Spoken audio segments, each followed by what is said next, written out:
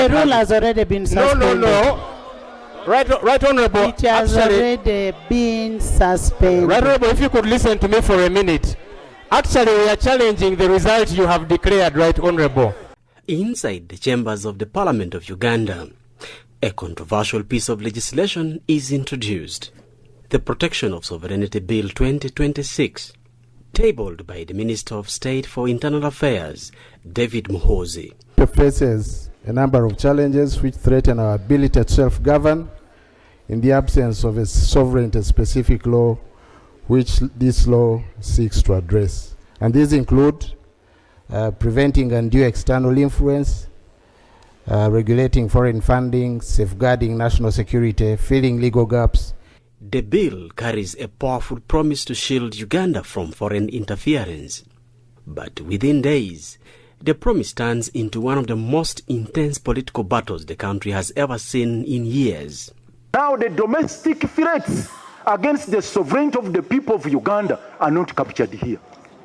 In just 20 days, the bill moves from introduction to passage, a timeline many are calling unusually fast, and a process others are calling deeply flawed. For us as Ugandans outside there, we cry and mourn for our nation.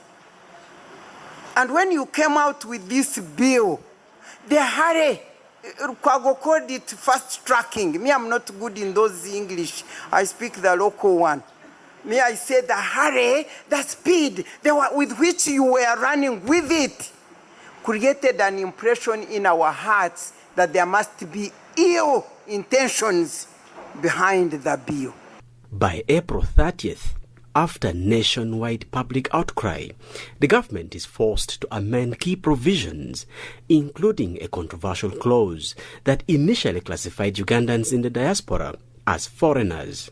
Looking to redefine foreigner to mean a person who, for purposes of this act, foreigner for purposes of this act, to mean a person who engages, undertakes, supervises, controls, or subsidizes the activities specified in clause 2.2, in section 2.2, and include, for the inclusion we are deleting a Ugandan citizen residing outside Uganda, and we're also deleting the discretion of the minister to designate someone as a foreigner. The important thing here is that for a person to be called a foreigner for purposes of this act, that person must do the things that are prohibited in clause 2.2. So if, for example, a person is a foreigner here but has not done any such thing, he is not a foreigner for purposes of this act. At its core, the law criminalizes actions seen as promoting foreign interests against Uganda. One clause stands out, Clause 13, economic sabotage. If found guilty, companies face fines of up to 2 billion shillings, individuals up to 1 billion shillings, or 10 years in prison. The definition: anyone acting on behalf of foreign interests to publish false information or disrupt the economy. But critics say those definitions are dangerously broad. Right Honourable Speaker and Honourable Members, in keeping with Rule 130 of the Rules of Procedure of this Parliament, I beg to move that the bill entitled the Protection of Sovereignty Bill 2026 be read the second time. The 7-hour showdown where everything changed. Then came the night that changed everything. A 7-hour parliamentary showdown. Heated debates, procedural battles, division votes, and in the end, the bill passes, driven largely by the numerical strength of the ruling National Resistance Movement. Attorney General Chiriowa Chiwanuka defends the bill. Sovereignty is not abstract, it must be protected. Government lawmakers argue that Uganda faces increasing foreign influence in politics, civil society, and the economy. To them, this law is a shield, but the opposition sees something else entirely. Led by leader of the opposition, Joel Senyonyi, critics warn the law could criminalize dissent, target NGOs, silence the media, and punish ordinary citizens. This opens the door to state overreach, they argue. Right Honorable Speaker, the committee report to this bill here leaked and it is in the public domain. It was first shared on our parliament platforms, media houses have shared it. It is all over. Honorable Speaker, on 18th of January 2023, you were seated in the chair you're seated in, and I was standing on this very microphone. I was chairperson of COSASE. I rose to present a committee report for COSASE on Uganda Airlines. And you said, Right Honorable Speaker, I want to quote you verbatim what was on the Hansard. You said, there was a leakage of the Uganda Airlines report. A property of this parliament cannot leak, and we continue debating on it. Those were your exact words captured on the Hansard. Honorable Speaker, this report has leaked. So, given that precedent which you set, are we going to go ahead and debate this leaked report? Thank you.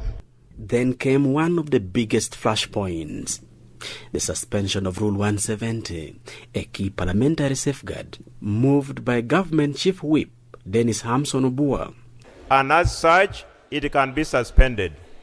Justification number 2, it appears even when we have the numbers beyond their third required for passing a bill such as this, our good friends in the opposition would want to continue taking refuge under Rule 107 of the Rules of Procedure. And as such, I am justifying that rule be suspended in the consideration of the report on this bill. You are taking refuge. You are not a refugee.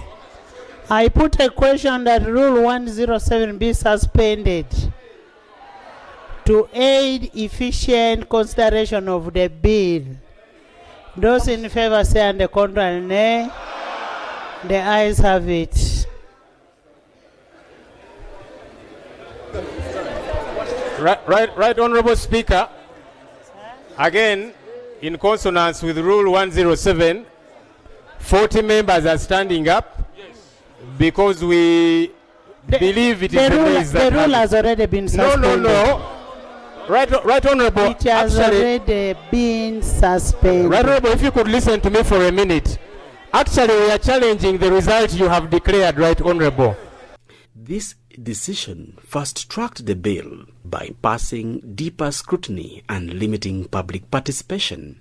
Speaker Anita Mong had to call for rare division votes. So we still need to do a division to ascertain what you have declared. Right Honorable, it's very simple because it's the rules. So we need to ascertain what you have declared according to Rule 107. You go. We are doing a division again. Yes. We will not get tired of it. Thank you for not getting tired, Right Honorable. Even us, we shall not get tired. I hope our colleagues this side are not tired. Prime Minister.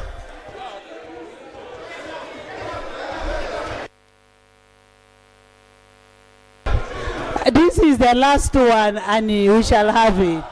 Honorable members, Please. Honorable Speaker, Please. as a commander this side, I just want to use this microphone to tell my people that we shall not get tired.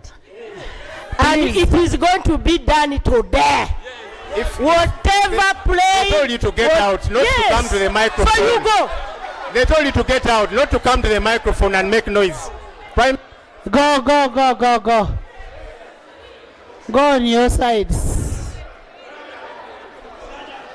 The tension inside Parliament was undeniable. Then, an unexpected twist. President Yoweri Kaguta Museveni reportedly distances himself from parts of the bill, warning it could harm Uganda's global image, strain diplomatic relations, and shrink civic freedoms. Now, under Article 91 of the Constitution, the President faces a critical decision: sign the bill, send it back, or reject it entirely. Behind the political drama lies a deeper concern: the economy. A minority report warns of serious consequences. impossible capital flight, disruption of mobile money systems processing millions daily, and a threat to billions in diaspora remittances. Even the Bank of Uganda raised red flags. Critics say the bill could isolate Uganda from the global financial system. Legal experts now question not just the bill, but the process itself. Did Parliament fulfill its constitutional duty, or did speed override scrutiny? Some are already preparing court challenges, and Uganda's judiciary has a history of striking down laws that violate procedure or rights. At its heart, this debate is bigger than one bill. It's about balance between sovereignty and freedom, protection of power, security and democracy. Because while everyone agrees sovereignty matters, how it is enforced is where the battle begins. As the 11th Parliament closes and the 12th prepares to take over, this bill may define Uganda's future. Will it become law? Will it be challenged in court? Or will it be rewritten entirely? One thing is certain, the conversation is far from over. Drop your thoughts in the comments. Like, share, and subscribe for more in-depth reports from Uganda Radio Network. Honorable Bua, you're an amazing person. Good job. I told you all I needed was a number. And you gave me the number. I have done your work.